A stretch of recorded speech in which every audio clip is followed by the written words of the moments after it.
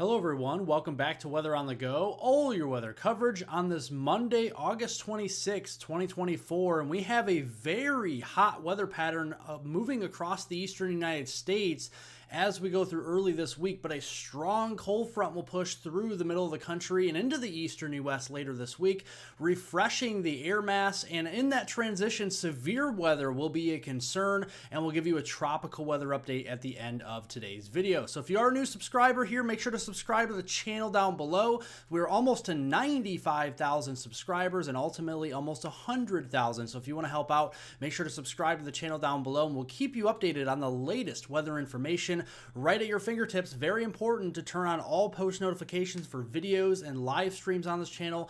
Also very important to press the like button, the thumbs up button down below. It helps to distribute this video out to more and more people.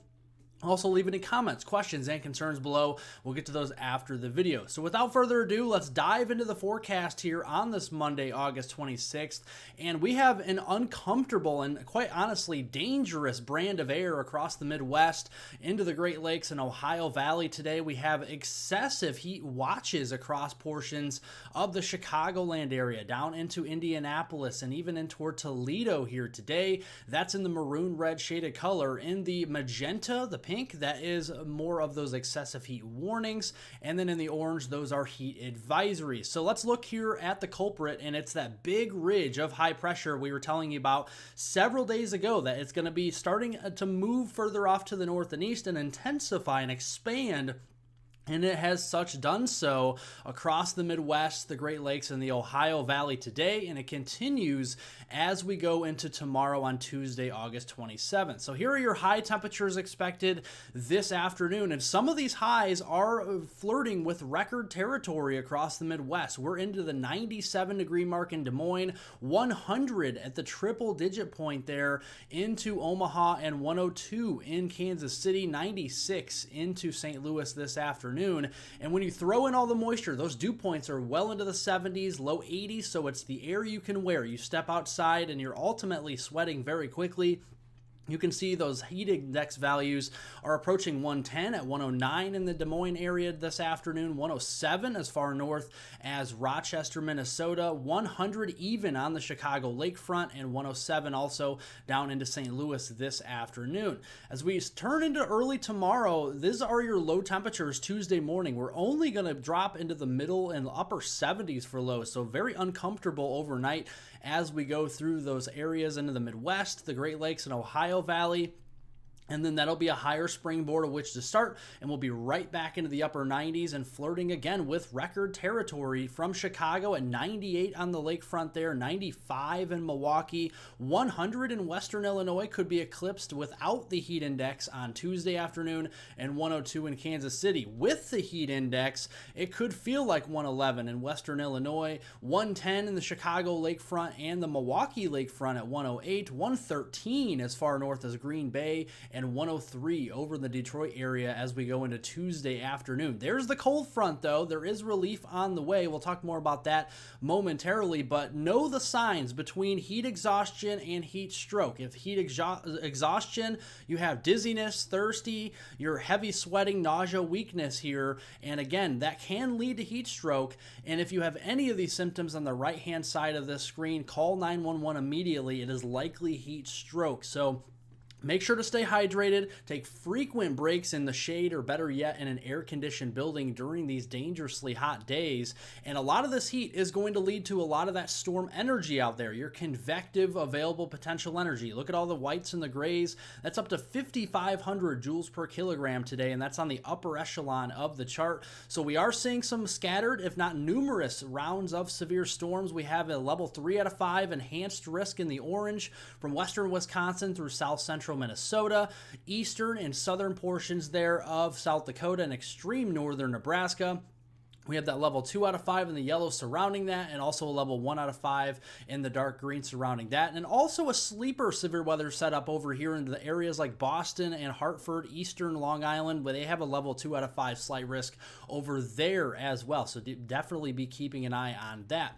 Looking at initial storms today, we could be seeing those storms develop into supercells. Those are likely to produce those 2 to even 3-inch diameter hailstones greater than golf ball size, especially southwestern Minnesota back into South Dakota and extreme northwestern Iowa. And those storms could also rotate. We could see some tornadoes here from the Minneapolis Twin Cities region all the way back toward Aberdeen, Rapid City, and Sioux Falls. You have a 5% chance of a tornado within a 25-mile point of your location. And then as those storms grow upscale from supercells now into a mesoscale convective system, or what a line of thunderstorms will be, those will be having a tendency to produce more of those hurricane force wind gusts in these dash shaded lines from western Wisconsin into Minnesota, northwest Iowa, and then back into parts of northern Nebraska, eastern and southern portions of South Dakota. Those wind gusts could be over 75, over 80 miles per hour. So let's walk you through this afternoon. Isolated storm coverage. We're waiting for initiation. Big supercells developing, and those will move from South Dakota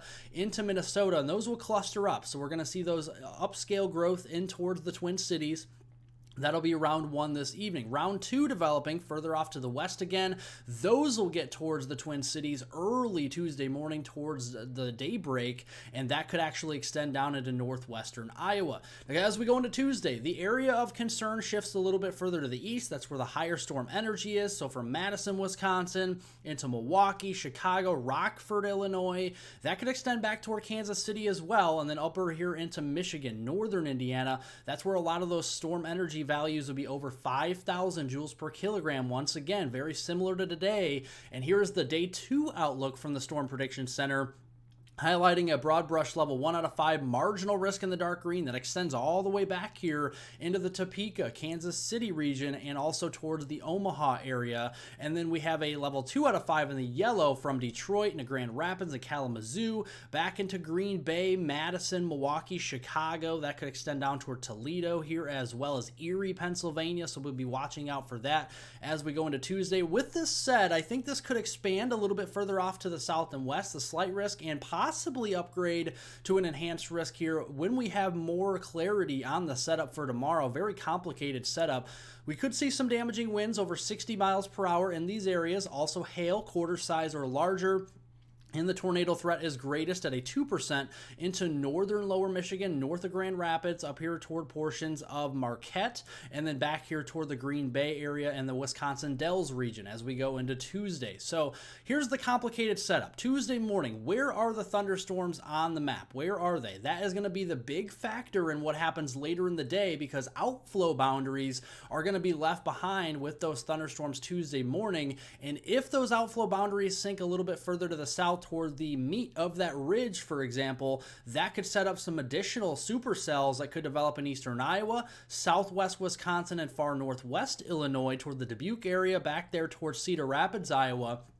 Those could be producing damaging winds, hail, and maybe even an isolated brief tornado. Those will push toward Michigan, northern Indiana, and then additional development maybe a little further south, but scattered from Kansas City into the mid-Missouri Valley there towards St. Louis and western Illinois Tuesday evening, and then those will dwindle into more shower activity with some rumbles of thunder into early Wednesday morning. Going into Wednesday, we have another chance for severe weather. Slight risk over here again in Detroit, Toledo, Akron, over here into Pittsburgh, over all the way into the Trenton, New Jersey area, New York City, Hartford, and Long Island as well. And we also have a slight risk in the Dakotas again on Wednesday. So a busy week ahead. And speaking of Wednesday, midweek mark is where we're going to watch that new low pressure system develop in the northern Rockies. That will send a very strong cold front across portions of the central and eastern 2/3 of the country by late week to end August. And this is going to be bringing a nice, more refreshing brand of air from Canada down back into the United States later in the week. So let's walk you through that. Wednesday afternoon, it's still hot out here in the east. We're waiting on that cold front. Thursday, you can see it here, 70s starting to infiltrate areas there into Minnesota, the Dakotas, and Nebraska. And then as we go into Friday, any Friday night football games out there that you have, definitely going to be a nice afternoon, nice night for football out there into the upper Midwest, the northern and central plains, all the way down even into Oklahoma City. We're in the mid 80s for highs on Friday afternoon. That is a stark difference in what we just saw here early on this week. And looking at rainfall amounts between now and Saturday, August 31st, going through the rest of August, the heaviest is expected up here into eastern South Dakota, parts of Minnesota into Wisconsin, and the upper peninsula of Michigan, and then over into the portions of southeastern Canada, Ontario, Quebec, and then also near the Gulf Coast as well. We'll be watching coastal Texas, coastal Louisiana and Mississippi, and then western side of Florida for some heavier rainfall on the order of 1 to 3 inches through that time frame. As we go into Labor Day weekend, Saturday, August 31st, turning the page into Sunday, September 1st, troughs are going to sneak in across the upper Great Lakes region, bringing us that refreshing brand of air, ridge developing back across the west. So it's deja vu all over again. We're seeing more heat across southwestern Canada into the northwest U.S., and you can see that building as we go into Saturday afternoon. We're back into the 80s, 90s up here. Comfortable air, though, with that trough across the Great Lakes region into the northeast. And then we see for Sunday afternoon on September 1st, more of those 90s starting to appear into Washington State, Oregon, Idaho, and portions there of the western U.S. And looking at precipitation prospects for Labor Day weekend, that cold front will be marching east. That strong cold front that's going to be coming in Wednesday, Thursday, Friday will be on the East Coast as we go into Saturday. Some unsettled weather with it across the Northeast, Mid-Atlantic, and Southeast. And then we see some wetter weather across the southern plains, Red River Valley, Oklahoma, Arkansas, Texas, and Louisiana as we go into Sunday, September 1st. And here's Monday afternoon on Labor Day itself on September 2nd. Very refreshing air across most of the United States, except for the southeast coast and down here into the desert southwest. You guys are very understandably warm this time of year, and that will continue as we go into Labor Day. But yeah, we may not crack the 70-degree mark into the Twin Cities as we go into Labor Day. So that is, again, a stark difference to what we are seeing now. Precipitation prospects for Labor Day itself looks pretty wet down here in the south and southeast, maybe up the east coast, some scattered showers, but the north, the west, and the northwest look pretty dry for Labor Day itself.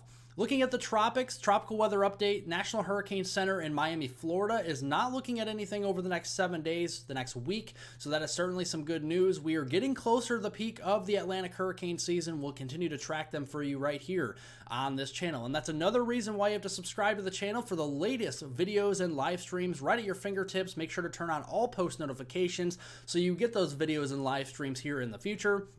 Make sure to press the like button, very important, so I can distribute this video out to more and more people. Definitely appreciate that. Leave any comments, questions, and concerns below. We'll get to those later on today, and I hope everyone has a wonderful rest of their Monday out there.